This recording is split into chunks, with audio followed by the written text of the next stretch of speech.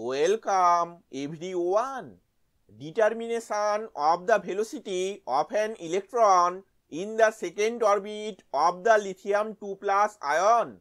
We know that the velocity of an electron in the nth orbit Vn is equal to 2.18 into 10 to the power 8 into Z by N semi per second, where Z indicates atomic number and N indicates shell or orbit.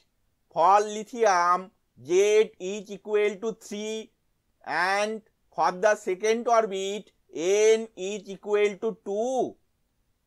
Therefore, V2 is equal to 2.18 into 10 to the power 8 into 3.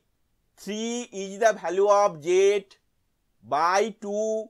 2 is the value of N semi per second, or V2 is equal to 3.27 into 10 to the power 8 semi per second.